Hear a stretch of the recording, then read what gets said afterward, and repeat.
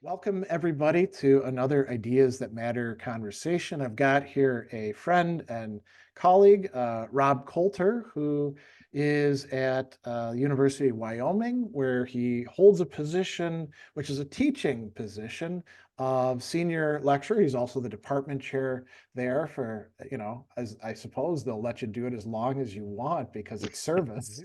That's right. The dirty little secret of academia is nobody really wants to be chair, or That's the people right. who do, we shouldn't let them be Yeah, that. right. And we're going to be talking about philosophy as a way of life, which Rob has designed and taught a class on quite a bit. But he also runs an annual Stoic camp that's been going on for quite a while. And this is kind of an interesting model for education. And he and I have another thing in common, teaching in prisons, which I haven't done for a while myself, but Rob is still heavily engaged in out there in Wyoming. So anything else in your bio that I should have hit on that Yeah, I mean, I don't know. I'm trained in ancient Greek and Roman philosophy. there we go. Yeah. That's sort of my philosophical specialty, as well as philosophical pedagogy and philosophy as a way of life, as you mentioned. Yeah, So let's talk about, usually when we hear this term philosophy is a way of life, it's not done so much in academic departments. It's usually mhm. more like the popular philosophy that's out there. But you get to teach a class on it, and you've done that a number of times. So, when you've got a specific thematic emphasis on it, rather than just smuggling it in as the rest of us Right, do from time right. to time, how does that work for, I mean, I assume your department is supportive. As the chair, of course, you can make it do whatever you Yeah, that's want. right. But before you were chair, you had to pitch this, and Mhm. what was it, what were their views on it? Well, I mean, gosh, yeah, I mean, I think most of us are trained. Most philosophy PhDs are trained to think about philosophy as an academic exercise, right? One in which we go to conferences and talk to each other about, abstruse details, well, in line 6E of Aristotle's categories, or whatever it is, right? I think I probably mixed that up a little bit, but uh, I Well, don't who think would it was know? quite, yeah, right, right. I mean, that's kind of the point, right? Yeah, yeah. Um, and, I've done my share of that sort of stuff.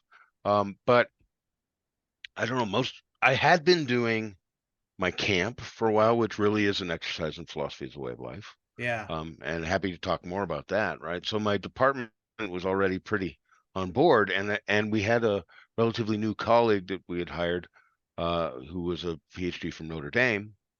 And about that time, at Notre Dame, Megan Sullivan had gotten a big Mellon grant designed to think about how we might start introducing philosophy as a way of life into university and college curricula.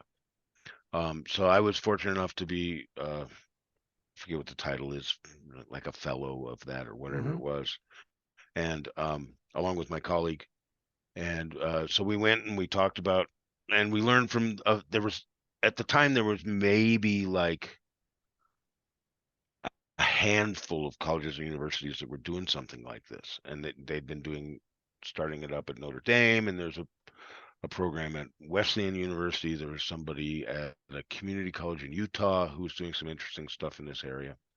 So we were able to, just like have these conversations with people thinking about it, people actually doing it. And yeah, so the course that we came up with, that we designed, it had, we thought about how we might do it, and we decided we'd focus on four traditions. Okay. Um, Yeah, that and seems manageable rather than yeah, trying to cover everybody. yeah, you can't cover everything, right? But so we started with some Socrates, Okay. right, who sort of gives us the famous line about the unexamined life isn't worth living for a human being, and from which a number of philosophical schools have taken some inspiration. Then we did a little bit of Stoicism, which you and I have had multiple conversations about, and um, we did existentialism and nihilism. Okay. right? So more recent stuff. So like Tolstoy and Sartre and de Beauvoir, Yeah, yeah. and we did historical Christianity, so things like Augustine and Aquinas and contemplation and all of that sort of stuff. And then the last one was, why am I blanking out? Um, oh, Confucianism, Okay. Yeah, right? that Chinese makes sense. Confucianism. So we were able to pull from a variety of time periods, a variety of sort of cultural backgrounds, um, and we looked at also some contemporary scholarship about philosophy as a way of life in kind of a very light-handed way about what it means to have a philosophy as a way of life, to engage in philosophy as a way of life. And this sort of idea all comes from this French scholar, Pierre Hadot, you probably know that, Hmm. um, who articulated this idea looking at the ancient Greeks, as well as some other traditions, right? This sort of distinction between the academic ivory tower kind of how many angels can dance on the head of a pin sort of philosophy that we all kind of, well, not all of us make fun of, but some of us. I mean, the people who are engaged in that often don't make fun of it, and they That's often don't right. like That's when you right. make fun of it. And truth be told, probably in my younger days, I didn't, that's what I was doing. Yeah. um, yeah. So we talk about that and we compare these different traditions. And one of the things I have them do in the class on a regular basis for each tradition is like, look at these texts and what is livable in them, right? Right. Yeah, yeah. What sort of practices, things one might do you get out of out of these various traditions, right? So out of Christianity, we get things like prayer and meditation. Out of Confucianism, there's a whole bunch of stuff about ritual. And out of Yeah. Stoicism, there's all this stuff about, um, well, meditations in maybe a different way than you might get in the Christian tradition. Um, and even like sensory deprivation and challenging exercises you can get out of Seneca and things like that. So let Uh, me ask you something. sure. I also teach a philosophy as a way of life class, but only Cool. every like maybe third semester because I teach it at Milwaukee Institute of Art and Design. Yeah. And in order to get it into the course catalog, I couldn't call it philosophy as a way of life. Mhm. We had to call it to make it a little bit juicier philosophy, mindfulness in life, right? And so I find Yeah, ways to sure. talk about mindfulness and all that. Yeah, yeah. So what I typically end up doing is I have them read texts and then I say, okay, here's the practices that we're going to Hmm. try out. But if I understand what you're saying, you're actually asking the students themselves as they read the text to figure out what the practices are. You're giving them a bit more initiative than That's I right. am giving my students. Yeah, So, and I think the coolest thing that this course does, and I don't know this would work in all contexts, but and this has been built off of some work that some other people have done, right? But one of the things we read at first is Plato's Apology, right? The Apology of right, right, Socrates, right? And he talks about all how he lives his life, right? And right. what convictions drive Socrates and so on, and about the choices he's made in those lives. And apology, um, means apologia in Greek means it's a defense speech, right? It's nowhere Yeah. does Socrates say I'm sorry, right? Right. What he does Matter is of fact, he's defends his almost life. saying the opposite of that. Yeah, right, right, right. So he's giving a defense of his life, right? So Yeah. I actually asked the students to do that. Oh, of their lives up to this Yeah. point? So, well, Okay. not necessarily of their whole life, right? So we narrow it down a little bit. Okay. We start off, the very first assignment is, okay, let's think about some sort of choice you've made, some sort of decision, some sort of value you have.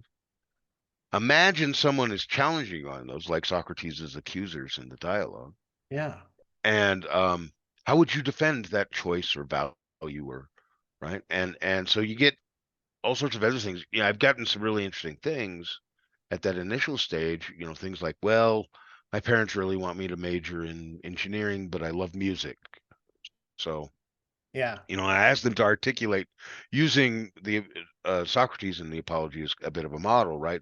Here's what my accusers are saying about my choice or about my decision or whatever, and here's what I say response. But then I asked them to do it again at the end of the course Okay. when they've got more sort of philosophical thinking about how one might situate um, values and arguments and other sort of philosophical structures into thinking about one's life. Then I asked them to either revisit the same sort of choice or think about um, something else that's come up in the time. And I also asked them to look forward, right, um, to what sort of decisions they might see coming down the road and how might they apply some of the things that they've learned, thought about, and so on, right? So, Yeah, yeah. so it's not just, this is one of the things I'm most excited about this course, is the course is not just about philosophy as a way of life. It is an exercise in philosophy as a way of life You for the know, students. you mentioned that one of the things that you are a specialist in is philosophical pedagogy, and this Yeah. strikes me as the sort of thing where, when we want to, as we should, provide evaluation assessment data to people to show that we're actually teaching something. I Yeah. used to be totally anti-assessment, and then I found good means of assessment, and I was like, okay, there's a point to Yeah. this. Yeah. Doing that preparatory exercise and then finishing exercise, it strikes me you could look at the same student and say, okay, what growth am I observing between early and late? And Absolutely. and you could actually, in some ways, quantify that, using rubrics and then Yep. demonstrate that real learning is Yeah. taking place. Yeah. Yeah. Yeah. And the sorts of things I look for are things like clarity about relationship between values and actions. Okay, yeah, yeah, Um, you know, how well do they consider arguments against their position, right? A lot of times in their first ones, they don't take seriously the objections, right? They kind of straw yeah. man them or something like that. And one of the things hopefully they learn how to do is to sort of put the strongest possible opposition up there and think about it. Yeah, it's a cool course, and I get a lot. I mean, it's also somewhat effective in recruiting students, which is To nice. become And philosophy I think, majors, you mean? yeah, yeah, yeah, Okay. yeah, which is nice. Well, But that's important. I mean, we should, for people who don't know much about how academia works, we should talk about this a little bit, sure, because if you want to have, and not just a philosophy department, but any humanities, any arts departments, you have to be able to make a case to the administrators that they should keep paying you to do what you're doing. hmm And it's not yeah, enough to say, oh, the life of the mind is inherently valuable, which is true, yeah, but they don't care. And a lot of taxpayers, times, they want to see a return on yeah, investment. And generally, the way we often measure this is, well, how many people are studying your topic? How many that's right. people are taking your classes? So a class being an effective recruitment tool, and not a recruitment tool in a kind of BS way, like, oh, Right. it's sexy topic, so they stream in and then they leave soon Yeah. enough. Something that has real sticking power, where people will say, hey, this is valuable for me. I'm considering now becoming a minor or a major or Yeah. participating in a club or something like that. That seems like it's a way to make an argument for your continued existence. Yeah. No, absolutely. I mean, at sort of bean counter level, right? I Yeah, mean, yeah. there's sort of like two big things we have to do to justify our existence. One is we have to recruit majors and minors, and then we also have to support them through graduation, right? And Oh, yeah. right, I mean, so graduation rates are something that at least at my institution we look at, and no, of course, the smaller the faculty is, those two things can start to compete. You know, True, yeah. um, but it's an interesting But that's puzzle. what allows you to make a case too when somebody retires, that they Yeah, should get replaced, or maybe you need a yeah, new additional line yep, created. yep. We've got some retirements coming up in the next couple of years. So Yeah. I mean, the national trend is that most in the humanities, not just in philosophy, in history and in English and all these sorts of things, people retire and then they don't get replaced, or if they do get replaced, it's by adjuncts rather than yeah, by full-time Yeah. teachers. And, again, I think a lot of people outside of academia, including many of the parents that are sending their kids to Mhm. places, just have no clue. I know that so I'm an adjunct and I've taught as an adjunct in a lot of places.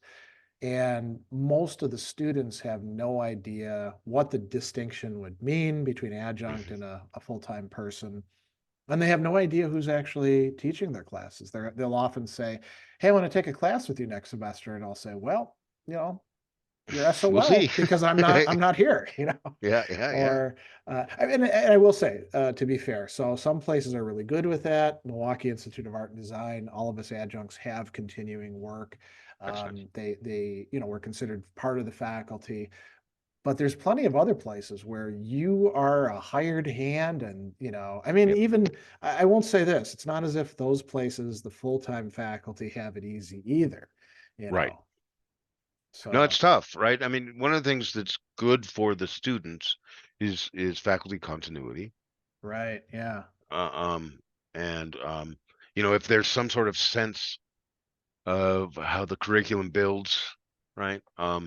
You can get, I think a better educational product out of having more permanent faculty. And there are legitimate times and reasons I think we have to rely on temporary faculty.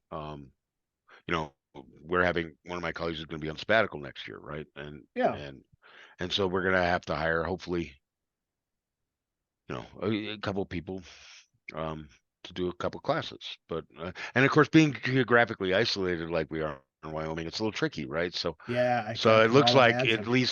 least one of those classes is going to have to be online, which would have been in person, which is Mm. also, in my view, not as good, at least for philosophy. Um, but yeah, it's an interesting time. So coming back to the class, Yeah. it being a recruitment tool means that the majority of the students taking it are not philosophy majors, right? Well, the way it works in our curriculum is we first built it as a first year seminar, so Okay. just for freshmen, and it was capped at 24, I think, and Okay. filled the cap, no problem. But yeah, so they were students who were like, hey, that sounds interesting, but or there were some who were like, oh, I want to take that. I know something about that, right? And more there are people like, oh, I've heard about this You get stoicism the word of stuff. mouth thing. Yeah. Yeah, yeah, Yeah. yeah, yeah. Um, yeah, so that's interesting. And as you know, right, philosophy is not something that gets taught in high school very often, Yeah.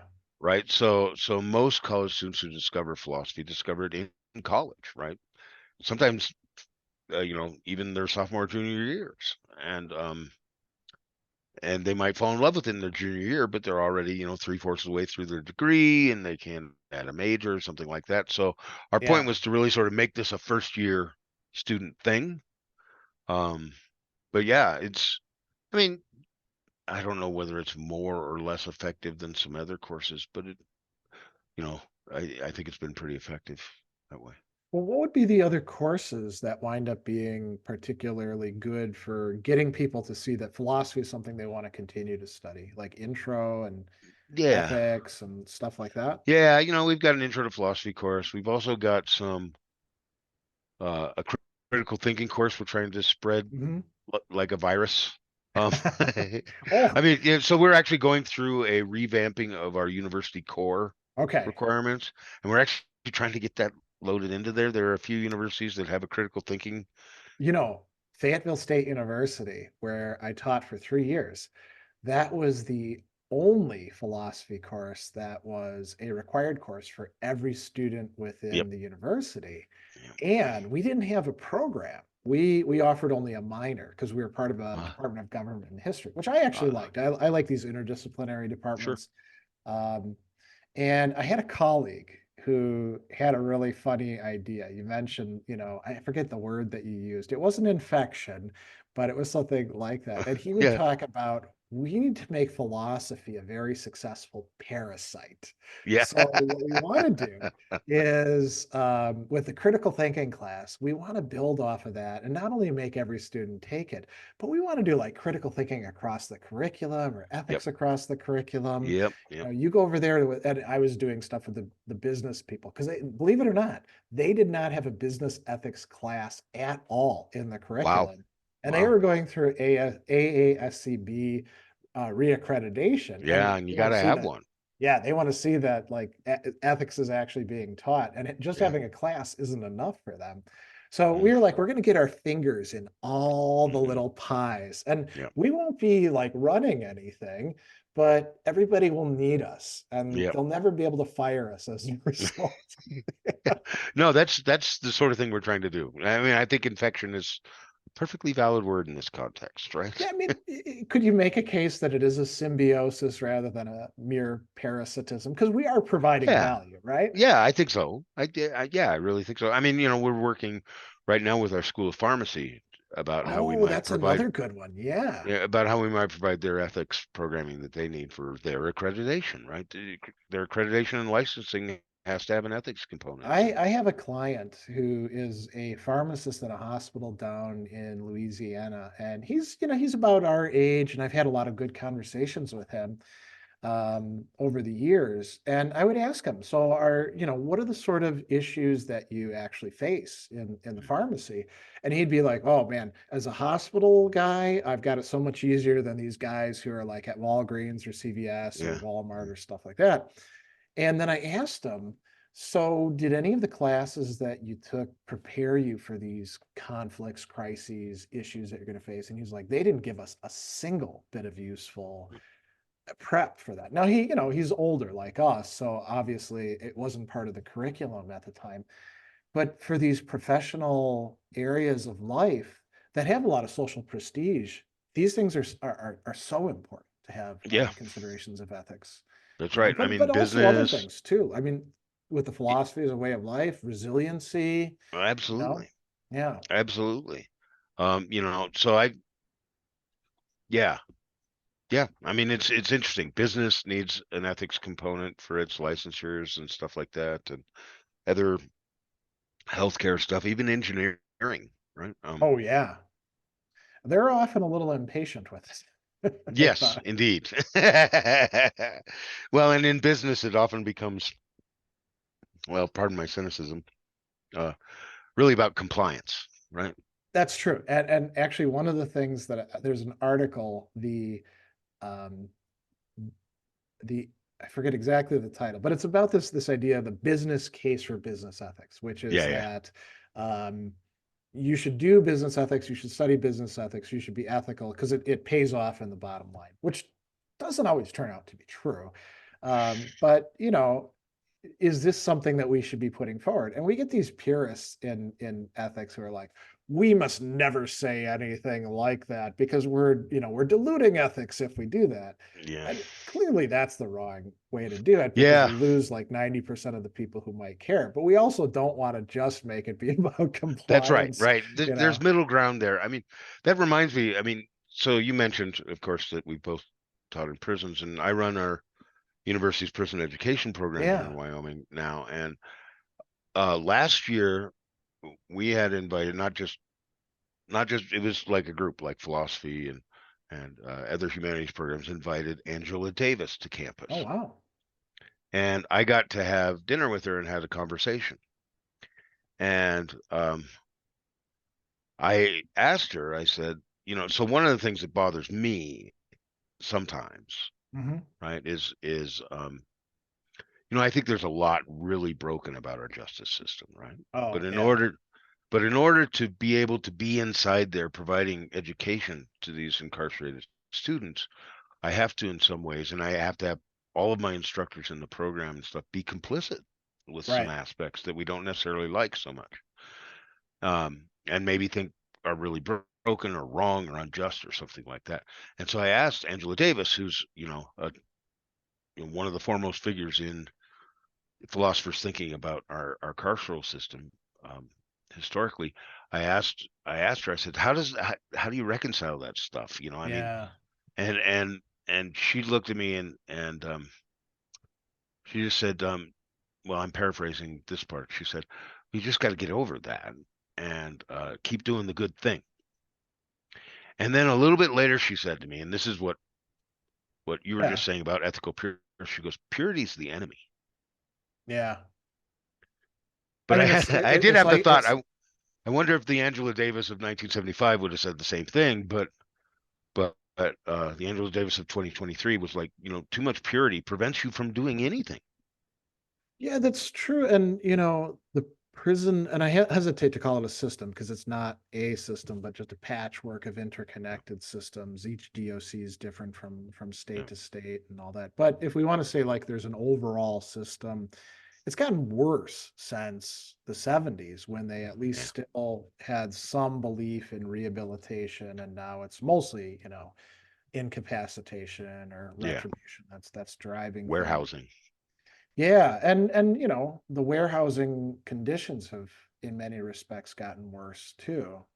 More exploitative, Yeah, you look at the fact that like prisoners can email you more easily now. I mean, email didn't exist back then, but they yeah, charge, through these contracts that are usually no bid contracts, they charge these prisoners and their families exorbitant rates to do basic human things, yeah, and to shift this a little bit. So you mentioned that you have them in your classes, and you also said that when we were talking before that you teach this philosophy as a way of life class um, to regular undergrads, but also to prison students. yeah, So with existentialism, I know people will quibble, is Camus an existentialist? I mean, I'm willing to say, yes, he's within that penumbra. Of course, when yeah, he talks about existentialists, he means, Shestov and Marcel and Jaspers and people like that.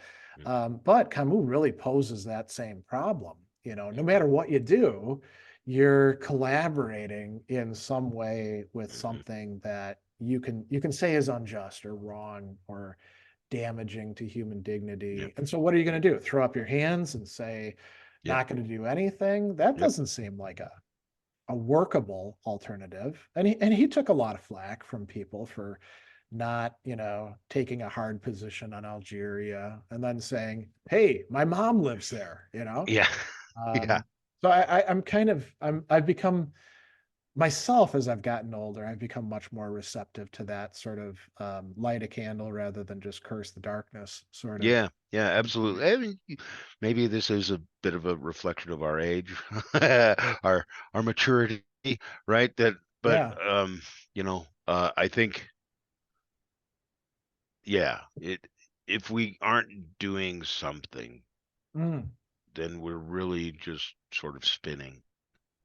And but I think that's Yeah. also really reflective in this distinction, right, that we started with between philosophy as a way of life, as a way of Yeah. living in the world as it is, rather than the sort of academic ivory tower quibbling about I mean, we can argue about the sources of injustice in the carceral system or in the economic system or whatever you want, but Yeah. but then for me anyway, there came a point where, well, if I'm not doing something to help, just talking about it doesn't matter. And I don't know about you, I but I think writing academic articles doesn't necessarily help very much either. Well, I think that's there's that's where I was. exceptions. Yeah, that's where I was going to go with this. I was going to say people can write articles about justice or even philosophy as a way of life, but that falls short unless it's tied in with something tangible, something that involves relationships with people. And I'm not saying Mhm. that everybody has to be an activist all the time, Right. you know,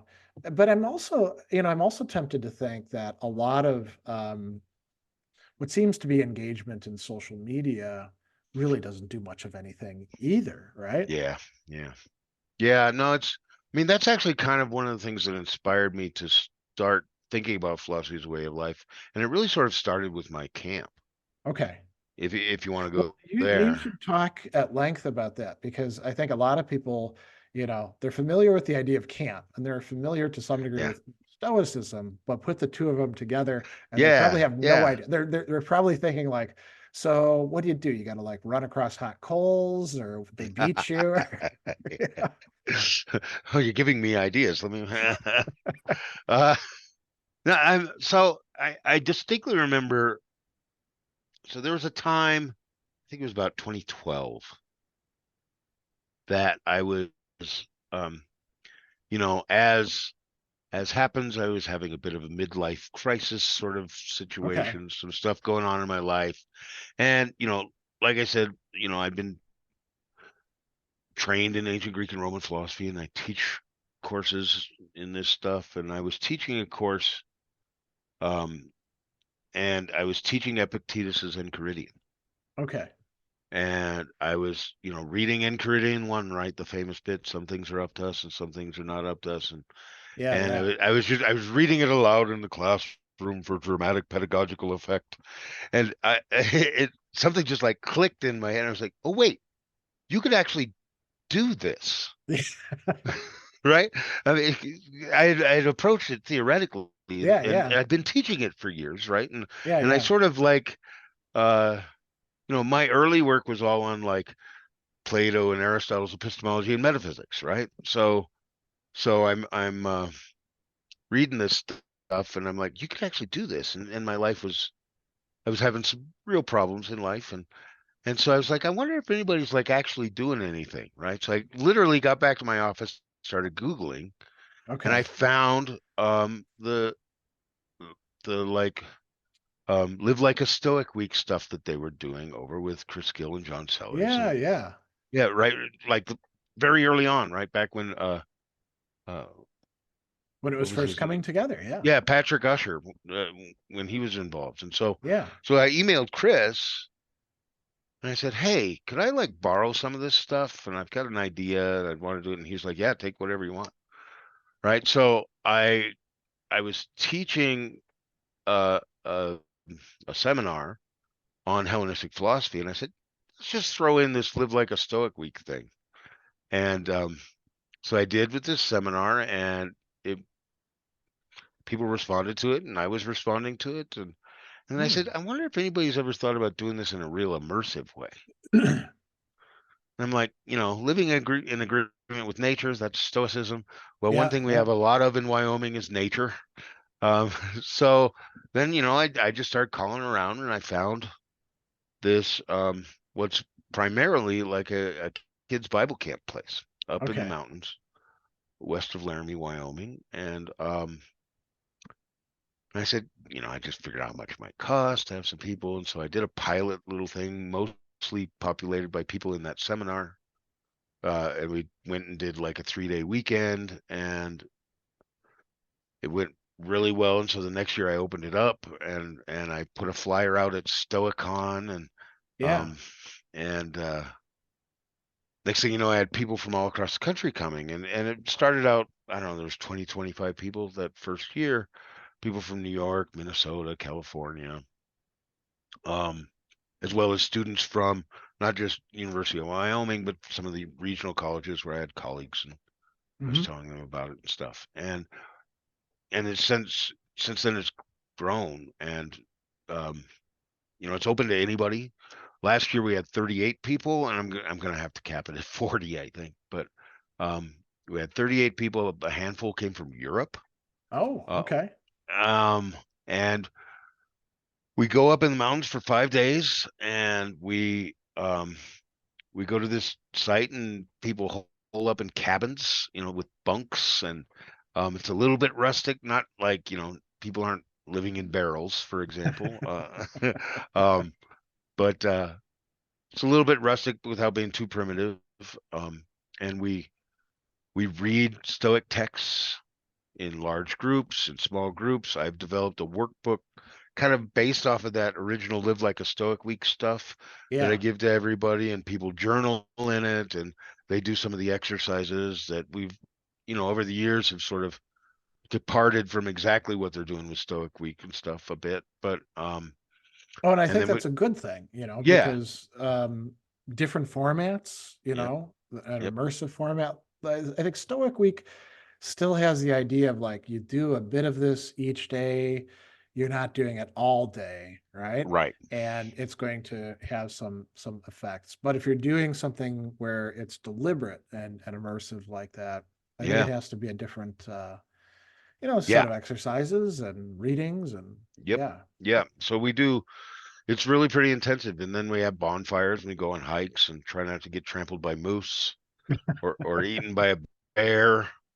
I've not actually seen any bear, although was it last year? Yeah, it was last year. There was a whole family of moose in the middle of the campsite Oh one wow. night. And and I had to tell the Europeans to watch Oh yeah. themselves. I've seen them in upstate New York Yeah. and they are scary when Yeah. you're And they're close very to them. territorial, right? Yeah. So, but yeah, that and then we have guest lecturers come in the evenings, colleagues from, so I've had colleagues from University of Wyoming, colleagues from University of Colorado, from University of Denver have come up. They'll come up and do an evening kind of fireside chat, literally by the fire, and Yeah, yeah. and um, and we do it in May every year. I do it right after our school year ends, and that way some of the students who might want to come uh, don't go away, and it's harder to get them back. Right, right. Yeah. um, but yeah, it's a and it's great for me too to like sort of immerse myself in it at the end of a school year. I think it's great, and maybe when we're done here, if we want to talk about bringing you out as a guest lecturer Oh, or I'd be something. happy to. And I want to say something too. So, like, you finding it useful to do it yourself. So, I've said something like this with Stoic Week in the past, because Yeah, I think the first one I did was maybe 2013 or 14. And I thought it was great, and, we don't completely change things up year to year. Sometimes there's a slightly different theme, but much of the stuff is the same. And so you can say, well, doesn't that get old and stale? And I look at it as like it's an opportunity to, like do a tune-up, yeah, with absolutely. the old-fashioned cars that we used to be able to work on that, I mean, now I can't work on mine at all. So you'd have these spark plugs and they'd get out of alignment with each other and you have to tune them. And that's Yep, what a yep. tune-up was. And so even though things are really, really seemingly basic, some of these things, if you're a practitioner, if you're somebody who's been working with it for a while, there's a tendency to make the mistake of saying, oh, I don't really need to worry about that anymore. And so Yeah, it's yeah, kind yeah. of good to be brought back. It's sort of like Yep. being a musician and having to do scales Mhm. again, Yeah, right? yeah, Or drills, these yeah, these arpeggios and things like that. So yeah, I think that's a great idea, yeah. to have to redo the same That's thing. right. And And what we usually do is we do some interesting things, I think. Um, we read aloud to each other. oh yeah, I mean a different mode Right. of taking in the material, both for the Yeah. reader and for the listener. Yeah, and it's a method straight out of Plato, right? I Yeah. mean, um, I and was I was just teaching the Lysis today. oh, nice. And it was kind of funny because, Lysis is this kid Yeah. essentially, an adolescent. And Socrates is saying, hey, do your parents let you do whatever you want? And he's like, they don't let me do anything. And so he's like, do they let you, work with, when the soup you decide what to add to it? And they're like, that's the cook. They wouldn't let me touch it. Yeah. And so Socrates finally says, well, do they let you do anything? And he's like, yeah, they let me read aloud. Yeah. Yeah. That's funny. I was just talking about that part of that dialogue at the APA last week. Oh, really? Yeah, I was doing What? a thing on Socratic pedagogy at the APA, and I was looking at passages from the Lysis and from the Lackeys. Um, Okay. yeah, I would be interested to see that actually. yeah. Be happy to share. So coming back to the camp thing, Sure, what are the participants? I mean, let me ask you two questions. First of all, are there sure. repeat customers, so to speak? Oh yeah, And what do they say that they get out of it? yeah, yeah. I mean, so definitely repeat customers. I think the current winner of consecutive, I think he's been like 7 consecutive times, is a Wow. colleague of mine in the math department. So he's the one who wants to press me on like Chrysippus, and Okay. um, right, and we talk about Chrysipian logic and determinism and freedom in that sense, right? And then Okay. the rest of the room kind of goes to sleep for a while. But Yeah, yeah. um, uh, and I've even had like some Europeans be repeat customers flying Oh, over from interesting. yeah, from England or from Germany, and some students graduate and then keep coming back. Um, I mean, for some of them, again, it's a tune-up, like you were just talking about, right? Yeah. My colleague in math, right? Um, he keeps coming back and he loves having the tune-up, and I do a combination of trying to change the texts up a little bit here and there, and sometimes we loop back around. And Yeah. I one year I tried Elizabeth Carter's translation of Epictetus, Okay. um, which nobody reads, right? But it's the first one into English in the 18th Oh, century, yeah. and that was I fun. I had that. Yeah, We'll come right back to the question, but I'm going to tell you this really short story. So my undergraduate philosophy was pretty piss poor. My professors kind of didn't care and didn't have any idea what was going on in contemporary philosophy, and they had other stuff to do. They're getting close to retirement. And so, I read Epictetus' Enchiridion, and their take on it was, hey, yeah, this is Stoicism stuff. It's not really important like Aristotle and Plato are. And yeah, I read it and I was like, it's kind of cool, but I don't think I want to practice all of this sort of stuff. And I had no idea that Epictetus had any other texts. And I'm in right. graduate school. And in my grad school, of course, nobody cared about the Stoics either, except insofar as Deleuze might have mentioned them about this or Mm, that sort of thing. And I was in a used bookstore and I'm, digging around in the philosophy stuff. And there's this like greenish cover volume that has her translation yeah, in it.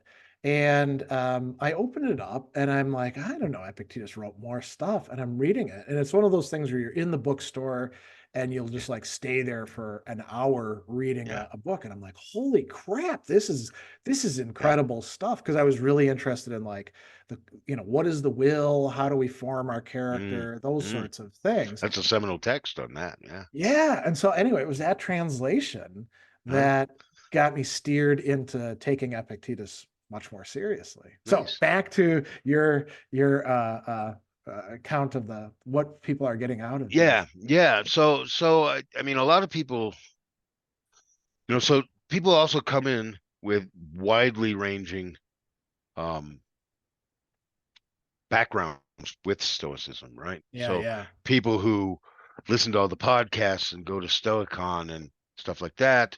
I mean, so one guy came from England, uh, and he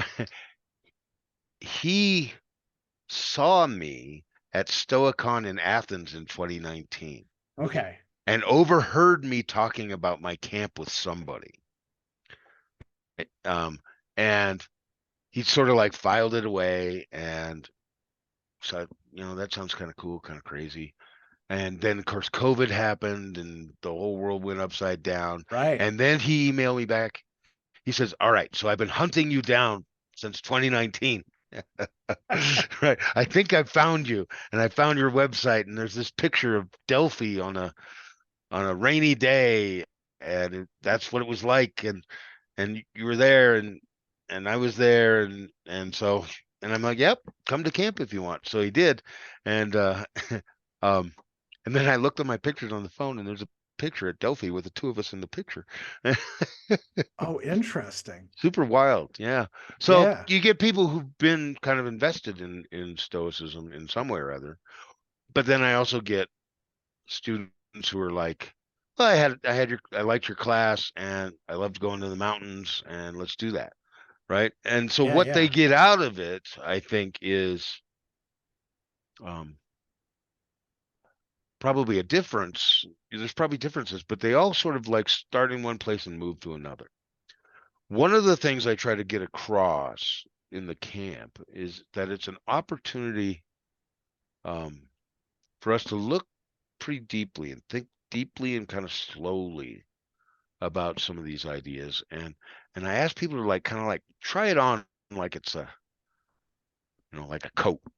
Yeah, yeah, and see if it fits and if it pinches and if, let's just try it out. I'm not trying to convert anybody. Um, but let's take a look at this pretty deeply and slowly and try it on. And some people find out that it fits. Some people find out that it doesn't. And all those options, and a wide range of stuff in between. I like this stuff. I don't like that. yeah. I'm going to use this. Um, and it's a wide range of sort of stuff. I do get though a lot of people who have just been exposed through the like podcast or social media sort of level stuff Yeah.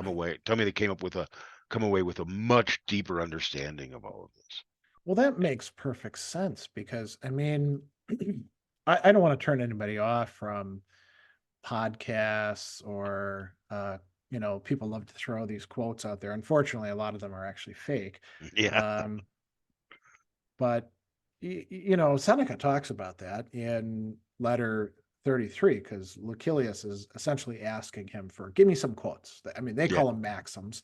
Yeah. And he's like, well, I'm not going to do that. And he gives a bunch of reasons why. And some of the reasons are, kind of funny, like, hey, the Stoics have so much good material that to pick anything out would be Hmm. arbitrary. It's all at the same high level, which clearly is not the case. But Yeah. there's a lot of really great stuff. But then Seneca says, listen, it's a system.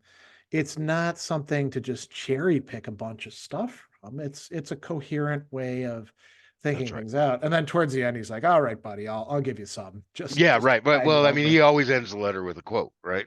Yeah.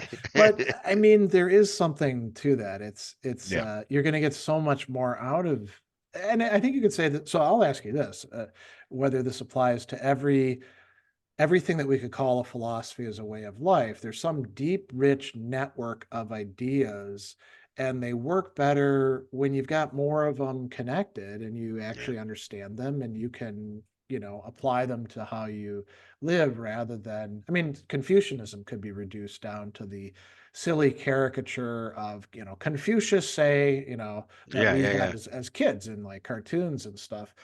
But that's not the same thing as like reading the Analects or reading, Neo-Confucius and their commentaries on this Yep. kind of stuff, Yep. right? No, I think that's right. I mean, there have been scholars recently have really been trying to suss out what exactly makes something a philosophy as a way of life, and Okay, yeah. I don't think it's really been solved yet. I haven't been satisfied by anybody's solution, but there do seem to be some features that. Well, let me put it this way. So maybe we could talk about a philosophy of life or philosophy as a way of life in a way that captures a whole bunch of stuff, right? Like, Hmm. um, from silly like what is it? Live hard and die young, right? Yeah, Is that right? Something like that, right? But a good, successful one seems to demand something quite a bit more than that, right? Something yeah, systematic, right? Right? Such that like there's a view of the world, right? The way the universe works. yeah, There's a view of what it is to be human. And those two things got to work together. yeah. Right? And Or you get a train wreck. I would say you could even have things that satisfy that, but wind up being ultimately bad for people. And so, Hmm. the Hmm. example that's my go-to for that, Ayn Rand articulates a philosophy as a Yeah. way of life. It just happens to be one that if you do adopt, you're probably going to screw yourself in your relationships and other Yep. things up in the Yep. process. And actually, if that gets you out of being, I don't know, living a totally hedonistic day by day lifestyle, that could be like a decent gateway into something more serious. Let's say you read Rand and she's a terrible reader of other thinkers, but she really loves Aristotle, right? Yep. Now her Yep. Aristotle is not real Aristotle, Yep. but let's say you read her and you're like, well, I better read this Aristotle guy Right. because he really likes Yeah. him. And then you start reading, say, Aristotle's Nicomachean Ethics, and you're like, Right. oh, I guess I'm not an egoist anymore Yeah. Right. because Right. that category doesn't really apply here. Yeah. I'm gonna adopt this as a philosophy, as a way Yeah. of Yeah. life. Yeah. No, I You think know? that's right. But I I think that sort of systematicity is perhaps necessary but not sufficient, Okay, good distinction to make. right? One that we use in academic philosophy all the Yeah, time. sure, right. So I So mean, but the sufficiency question, right, is yeah. I think much harder. Um, and I'm not sure. Some might want to say, well, it's truth, right? Mhm. If it's systematic in the right way and it's true, I- I'm not convinced that that's the right one. And Well, um, there's a lot of different ways to look at truth. yeah, And right. I mean, do we need something that's more, I don't want to say pragmatic because people often then associate that with what's the cash value of the idea or, just Yeah, pure usefulness. yeah. But one of the good things, I'm a fan of James, not a fan of Dewey, by the way, because I went to Okay. Southern Illinois and so we had so much Dewey shoved down our throat. There's the Dewey Center there and all that. Yeah, yeah. And the Deweyians tend to be a little bit triumphalistic when it comes to Ooh, other I philosophers, like that. But James, I really like. And Yeah. one of the things that you see in James is this emphasis. Well, two things. One is this emphasis on the need to be experiential and experimental in philosophy, and Hmm. even in Hmm. psychology. Hmm. And then the other thing he says that we can never get away from and he uses different terms for our passional, our volitional Yeah, yeah, yeah. nature. There's going to be some like commitments that we have that are not fully understood, but we should see where they go, Yeah. And so those can inform a sense of truth, knowing we could always get it wrong. Yeah, There's sure. lots of things I'm sure you and I thought were true about the world or human beings in our 20s that now we're like, wow, what the hell was I thinking? Yeah, yeah. And about But ourselves, right? I true. mean, Yeah, yeah. yeah, yeah. Yeah, no, I think something like that's right. I mean, um, there's no God's eye view, right? So, Yeah. right, unless we think there's a God's eye view, then we're always going to be sort of stuck in a position of, I think, um, revisability, right? Where revisability is always, I mean, this is the Quinean pragmatism sort of stuff, right? Okay. Is we've got our best available systematic theories, right, that guide us as well as they can, and we might very well think they're true, right, and they might be, right, but I think given our sort of position as finite, worldly situated human beings with, as you talk, James's passional nature sort of thing, right, Yeah. we have to make commitments about which we can't be certain, and given that, um I think revisability, thinking that Yeah, it yeah. all might be revisable is the right way. I mean, there's this bit from Plato's Crito that I lean on here a lot, where Plato's Socrates says to his friend Crito, he says, "Look, Crito, I am now and always have been the kind of guy who goes with the argument that seems best to me upon reflection." Right. Yeah.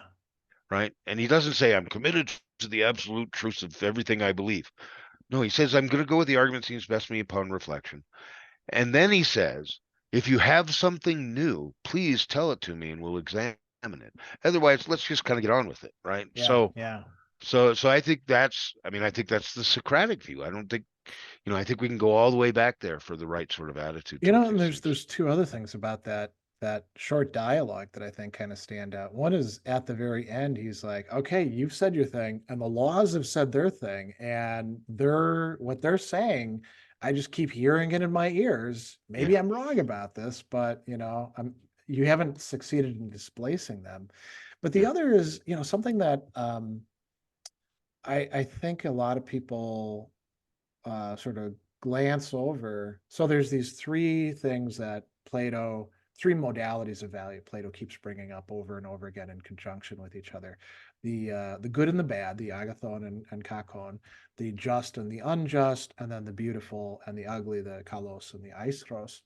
And he says, the many, they don't know any of this stuff. They jabber about this all day long, you know, and we need to listen to the person who actually does know about these sort of Yep. things. And he doesn't say, I'm that guy. which is Well, really and in other extraordinary. dialogues, he says quite explicitly, "I'm not that guy." Yeah, yeah. Right, But in the he Republic, right? knows, so he knows that the crowd are full of crap. Yeah, yeah, Actually, not even full of crap. They don't know what they're doing. They're all over the map, so to yep, speak. yep. You know, ask them one thing one day, they'll say something different the next day. That's right. But he does hold out this prospect. There's got to be somebody who actually understands these things. So we Yeah, got to approximate to them. that's right. That's right. I mean, it's something like an asymptotic ideal that Yeah, maybe we can approach. yeah, yeah.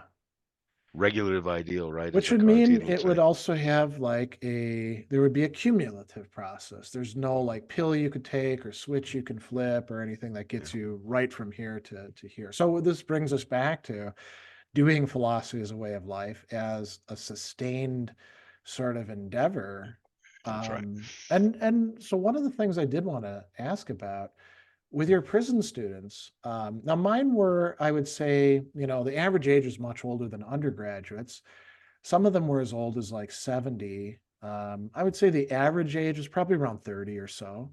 Um, and it's a very different sort of circumstances. They have less distractions in some way than the ordinary undergraduate.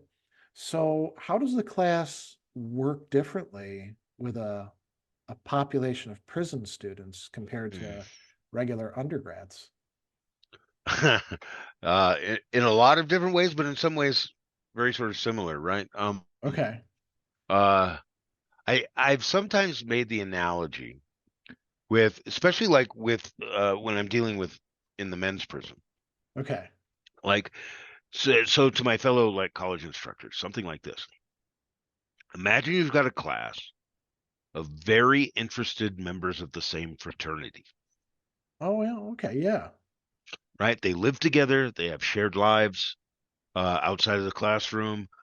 They can sometimes get a little rowdy and prod each other. Maybe some of them don't really like each other that much, but Yeah. some of them are like best friends and roomies, and but they're interested, and they do all the work and then some, which is kind of maybe unlike most of my experience with fraternity guys.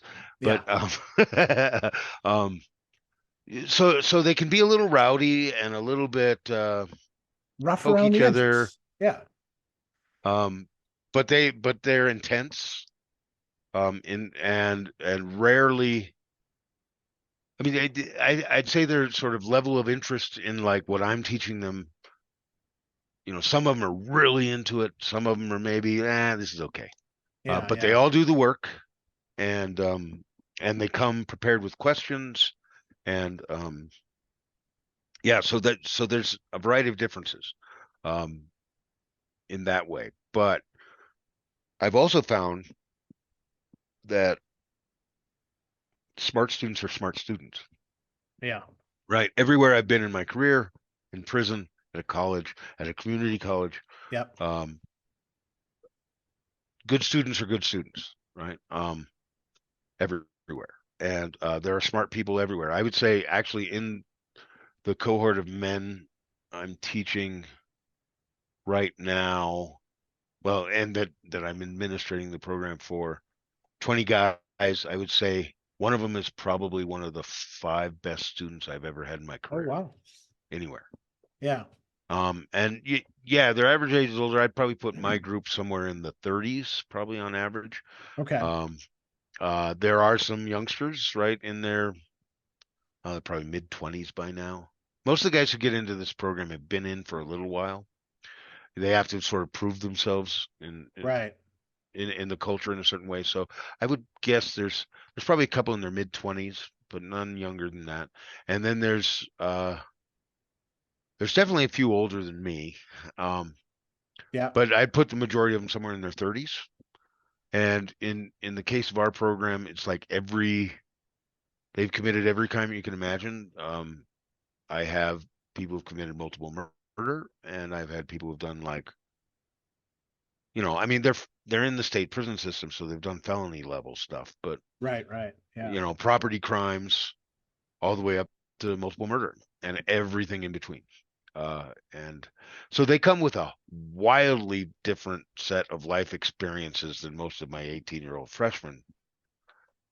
as you might imagine. And Yeah, yeah, and most of them come from, but the majority of them, strong majority of them, you start to learn a little bit about their life story, and you're like, how could you have not ended up here? right. I mean, poverty, intergenerational trauma, abuse, substance abuse, everything, all that stuff. And how could they have not have ended up there is really what I say about most of them.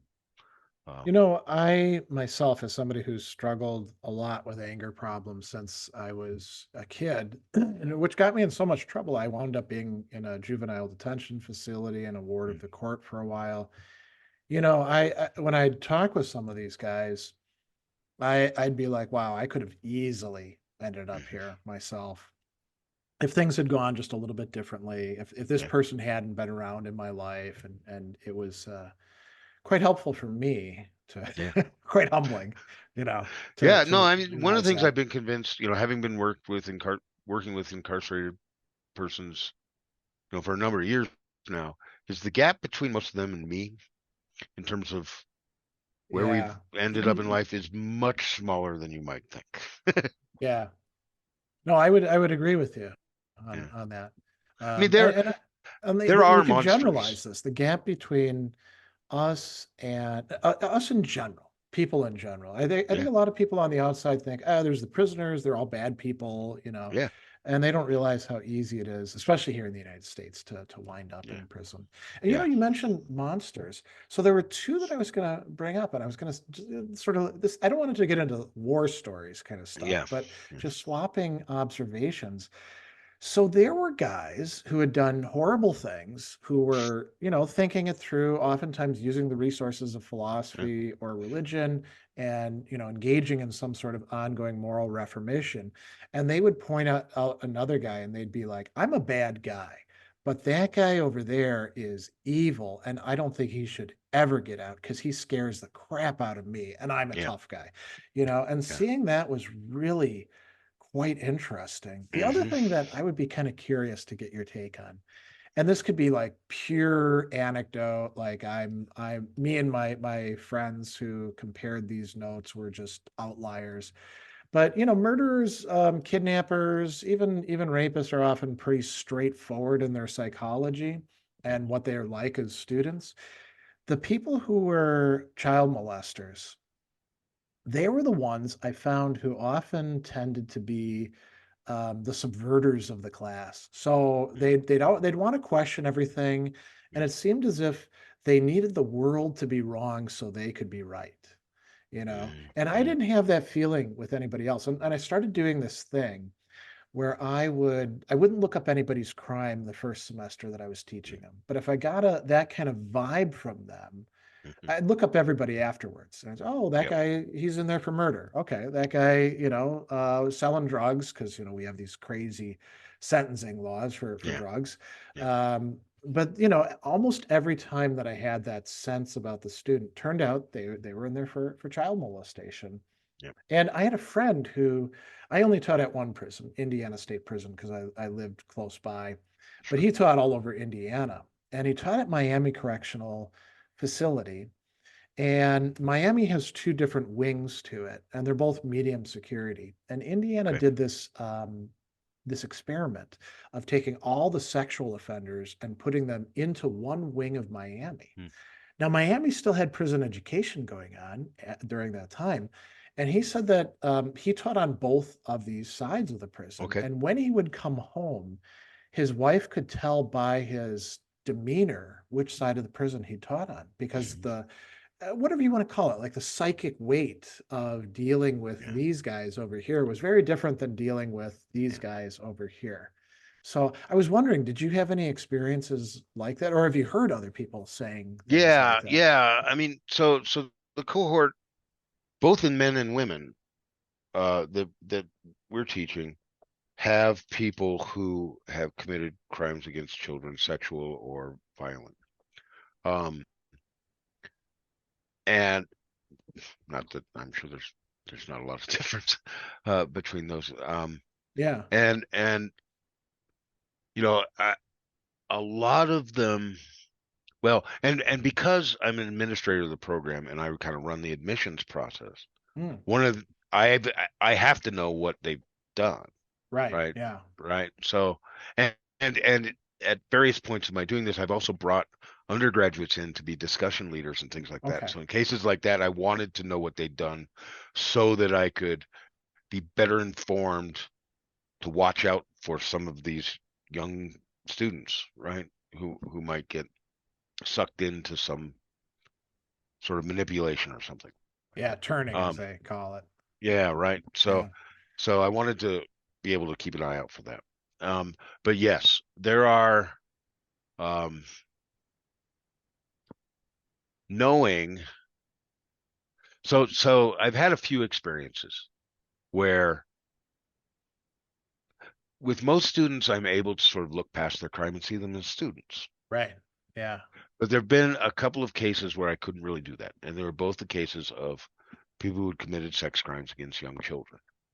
Um, and one of them was somebody he was serving multiple life sentences because he was Mm. a serial sexual abuser of multiple generations of his family over Oh decades. boy. Yeah. And the thing that was really a kicker is like in our first class meeting, he started talking about how much he loved his family. And that against the background of knowing what he was in prison for made it really hard for me to see past that. There was another one who was clearly ostracized from the other students in class, and I knew he had a crime like that. But he was also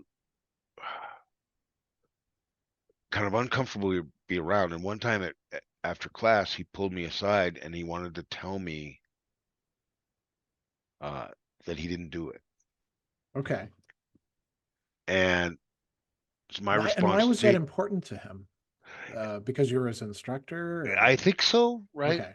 He's like, I just want you to know that I didn't do the thing they said I did, and I knew that he had a pretty long history of getting like beat up on the yard Yeah. and stuff like that, and he was a pretty creepy guy. I wish I had a better word to say that, but No, uh, that's exactly how it feels. yeah, and I just looked at him and I said, look, I don't care for the purposes of what we're doing here. None of that matters to me, whether you're Yeah. guilty or innocent, right? But he was really insistent, um, and I that was pretty uncomfortable. Um, most of the guys I mean, I don't want to say this too nonchalantly, I guess, but like most of the guys who are in for like violent stuff, I I kind of feel like I get in a Yeah, oh, way, yeah. right? Yeah, yeah. I mean, Especially I when you get, learn about some of the circumstances. I mean, yeah, I'll also, so I'll run this past you as well. sure, So I spent a lot of time at that one prison yeah, because that was my full-time place. And so I'd have a lot of these guys in class after yeah, class. And yeah, then, you're there in the education building, they're kind of hanging around. uh-huh, And after a while, some of them would open up to you and they'd be like, yeah, I tell the judge and the chaplain and the reporters that I didn't do it, but I did it, and I also yeah, did these things over here. And yeah, this guy over here kind of had it coming to him. This little thing I did over here was really terrible, and they'd yeah, show some interesting yeah, moral distinctions, and it was really quite interesting to mm, hear these accounts. And with some of them you could tell they were really trying to like figure out how to turn and this is what philosophy of life is in large part about, how to turn the screwed up being that you figure out that you are after you strip away all the bravado and lying to yourself about stuff and people making excuses for you. You're like, wow, I'm really screwed up, man. What can I yeah, do? yeah, And they were working on that. yeah. No, yeah, no, teaching this philosophy is a way of life course. So some of the students in this cohort of students I had in like one-off classes multiple times, right? So Okay. so I'd already had a rapport with some of them, and I've gotten some really this sort of course in particular, especially having them do their own versions of an apology, Oh yeah, yeah. right, was really sort of a chance to open them up. One probably my favorite case of this is there's a guy who's a multiple murderer. And when we were learning about Socrates and we were talking about Socratic moral intellectualism, right? That no one does wrong on purpose, right? We always Oh do it yeah. thinking it's the right thing. And we were talking about it, and he goes, I just had this huge revelation, right? It's like, every time I go, and he had what happened is he'd murdered his entire step family. Okay. And he said, I go before a parole board, or all these people want me to talk about all how remorseful I am and how I know what I did was wrong. And he says, I've always had this really hard time with that, because what I thought I was doing Yeah. was protecting my father. And I'm not sorry for wanting to protect my father. Yeah. I've now come to realize that what I did was not doing that, right? And Yeah. so I'm the idea of Socratic moral intellectualism allowed him to sort of articulate this tension that he had about, and he knows that committing these murders was wrong, but he also felt like wanting to protect his father is right, right? Wanting And to, I would and he's think that, right. yeah, and being able to articulate that and make those distinctions and tell a narrative that's no longer simplistic of I only did this. I think that's the sort of thing that parole boards would want to see, or at least I hope they would, you know. Well, maybe not, but I Yeah, yeah. mean, some people are on parole boards for all sorts of different reasons. Let's put it that way. Yeah, that's quite true. Indiana didn't have them. Oh, really? Well, they did for a long time. And then interestingly, so the prison that I taught at was the one where they carried out executions as well. Uh-huh. And Indiana had a long hiatus where there was a moratorium for about 20 years on Yeah. executions. And then the legislature changed the status and they started doing executions again. And one of the guys who was being executed was usually an execution would take place. The prisoners were ambivalent about it. They'd be like, well, you got to understand he was in these circumstances and maybe the cops framed him or stuff like that. Mm, This was the guy who had ruined parole for all the other Indiana prisoners.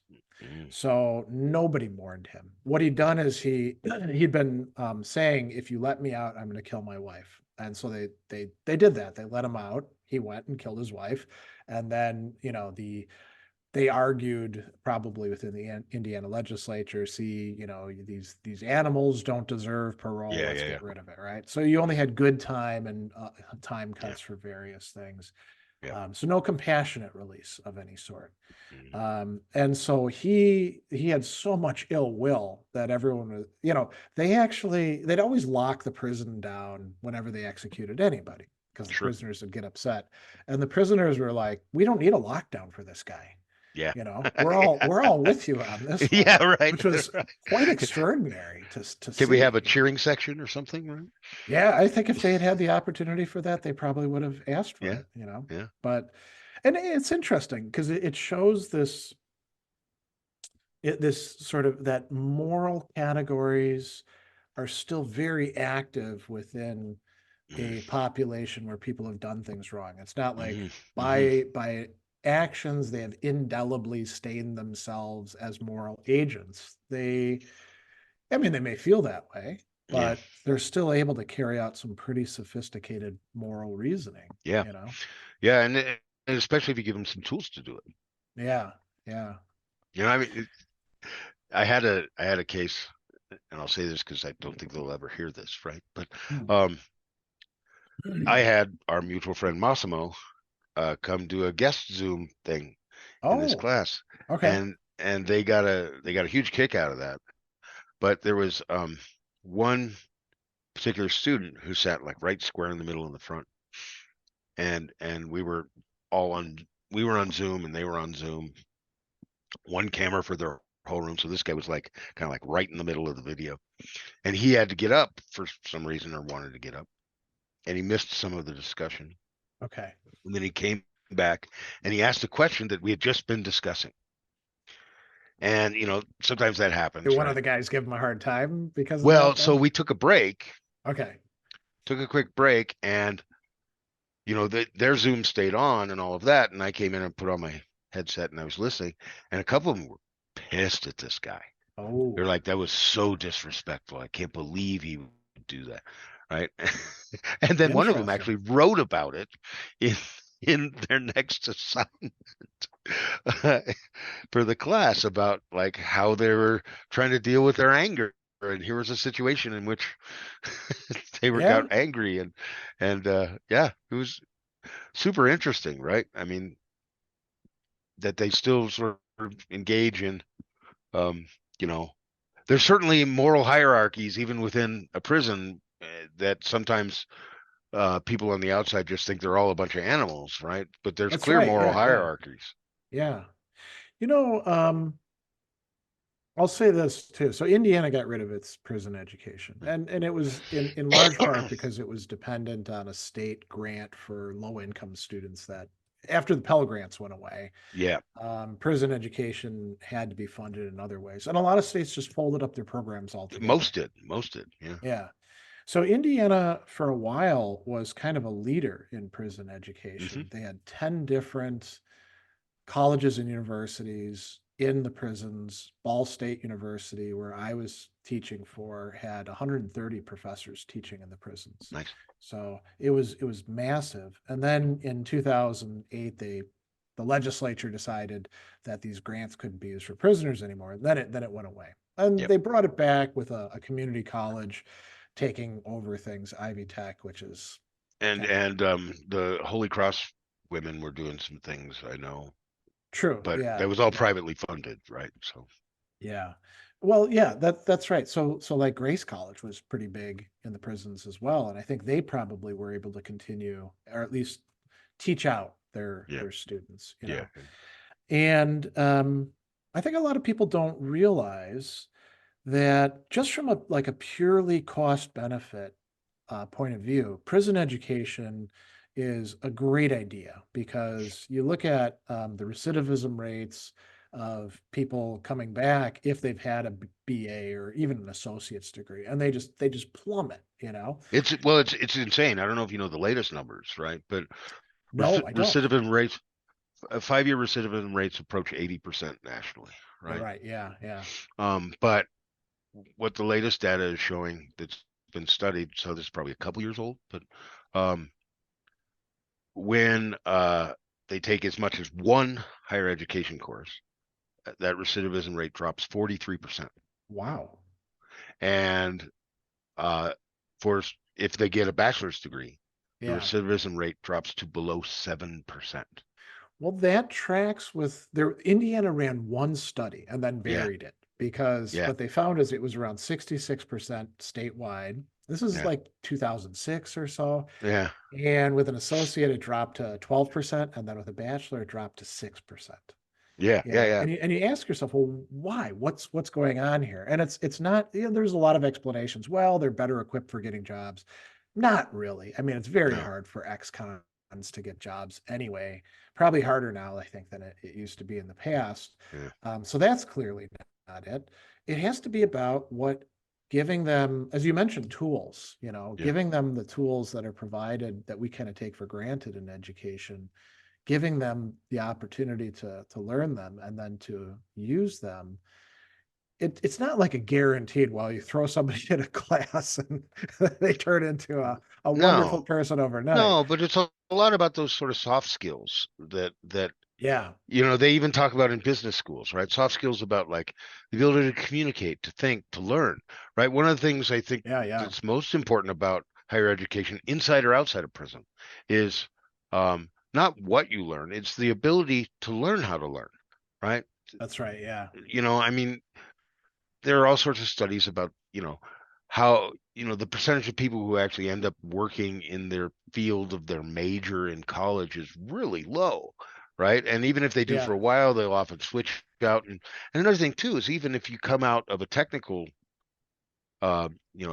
field like engineering or something like that, you get hired and they still have to teach you their systems That's anyway, right. right? Yeah. Yeah. And so there's almost no straight from the classroom into a career field. Um, for any field, right?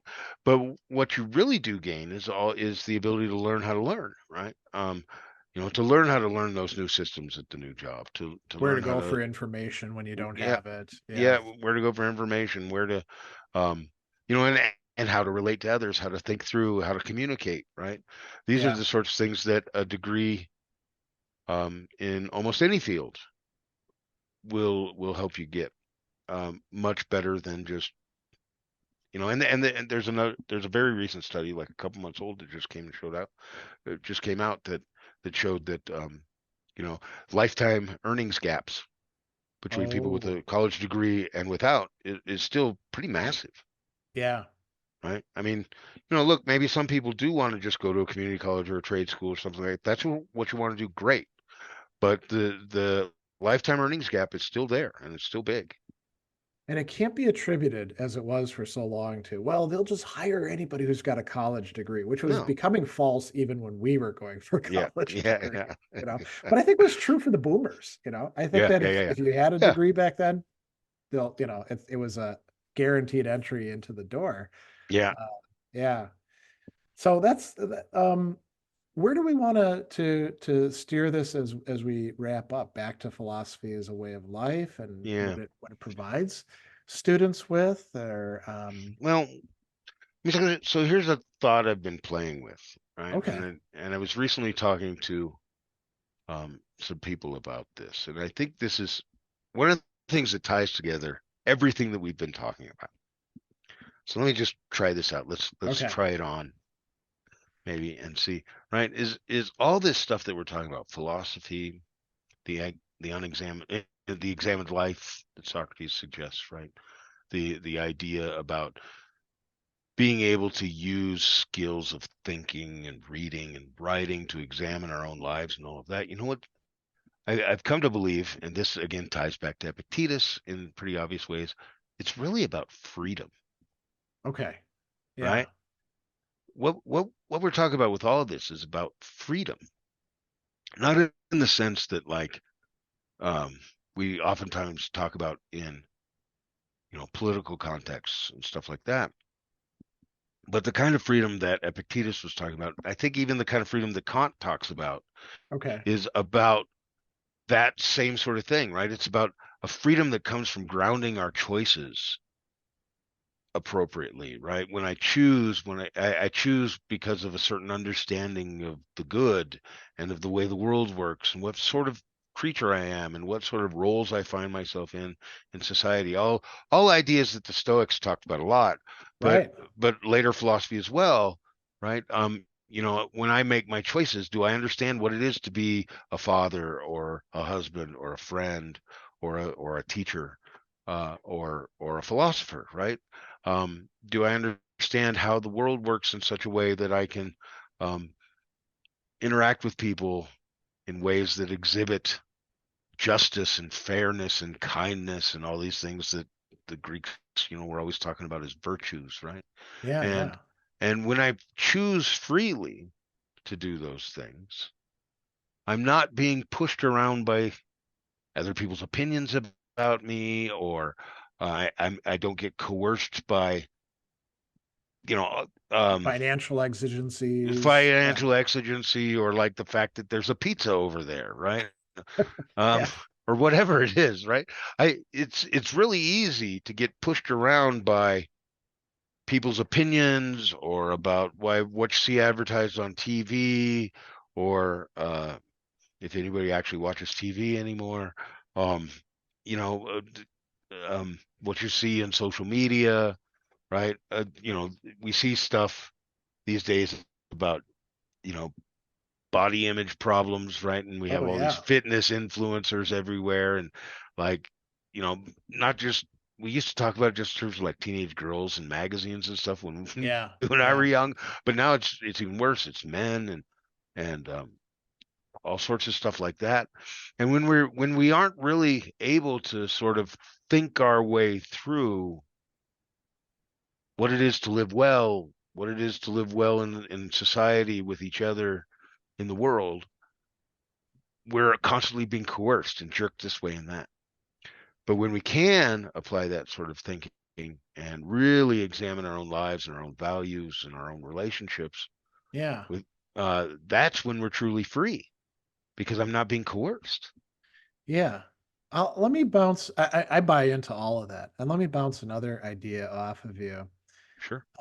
So, people sometimes want to say, I don't understand how the Stoics can be determinists and also believe in freedom and all that. And I often say, well, first of all, you don't need to worry about that. Just start doing the exercises and let's see what Yeah. happens, you know? But I kind of think of it as you do have freedom, not in this like big capital F, capital W free will kind of sense where you can do anything you want to do. That's just a crazy thing that traps you and other stuff. But you do have some capacity to choose. And I like to think of what happens in Stoicism, but also in other philosophy of way paths, as you take this amount that you've got and you increase it by the way that you use it.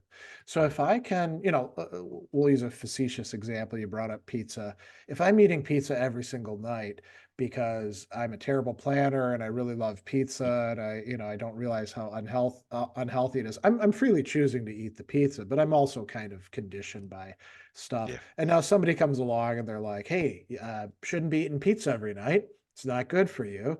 I use that freedom and I'm like, yeah, man, I'm getting fat and out of shape and I'm starting to get acid reflux from all the cheese and tomato stuff like that. And I start exercising that freedom. Now, this is a trivial example, but it Sure. gives me more capabilities. It Mm, opens up a mm, wider range of freedom. mm, And I don't think that like even like the sage is this totally ethereal being composed of mm. pure freedom or something like that, right? If there are sages at all. Yeah. Um, but it's clear that we can increase the the way in which we're free over time I mean, sometimes it's negative, by practicing stoicism and some stuff from Aristotle and Plutarch. I become less subject to fits of anger, Sure. right? And when I encounter a situation where I would lose it, and I'm still kind of pissed, Yeah. I'm like, wow, this is awesome. Yeah. I'm Yeah. free. And Yeah. it's just one instance of I think what you're talking about there. Yeah. I think that's right. And one of the things I keep going back to is I don't know if you're familiar with Michael Freida's book, A Free Will. Oh yeah, His great treatment of book. that, I think, is yeah, it's a great book. I think his treatment of that is really great in that he says, look, freedom for the Greeks is not about like contra causal libertarian free will, Yeah, yeah, right? But rather it's about lack of constraint. And he makes an analogy with political freedom as we see it treated in in a lot of the early Greek stuff, right? And the idea is that the sort of freedom associated with being, say, a citizen of Athens is that you're not constrained from doing anything appropriate for a citizen of Athens, yeah, right? And then he says, well, the sort of freedom that, well, I mean, he particularly thinks it gets best articulated in Epictetus, um, that the Stoics are talking about is that I'm not constrained from doing anything that's appropriate for a creature that is rational and social, yeah, yeah, right? Um, and the problem is if I don't really understand what it is to be rational and social in that Stoic sense, I am constrained from acting that way, right? Because I yeah, have to understand it to choose it, yeah. right? And instead, I'm choosing, I don't know, to avoid pain or to chase after pleasure or, Or right, even a to false avoid picture of rationality, like just reducing exactly. it to like, Exactly. And then logic I'm or constantly, yeah, I mean, this is, you read Epictetus like, well, you go ahead and do that, slave, yeah, right? The way he talks about that is that you're constantly a slave to your desire for the pizza or for your worry about your job next year or whatever it is, right? yeah, yeah, And for Epictetus and for the Stoics, of course, you and I and anybody but the sage is gonna be jerked around by some of those things to greater or lesser degrees. But the more that we get to freely choose what it is to be rational and social, that's where freedom lies. Yeah. I think that's a great way to put it. So let me thank you for devoting so much of your time and thought Yeah. to this. I'm sure this will be very helpful for people, and we'll put links to a lot of the things that you're mentioning, discussing below. You know, Freida's book, these recent studies about recidivism. We'll put stuff too about like Stoic Camp and Yeah. Great. maybe some philosophies of way of life resources as well. Yeah. So yeah, the great opportunity to kick some ideas around, and I very Yeah. much enjoyed this. Yeah. Thanks for inviting me. It's been a really enjoyable afternoon.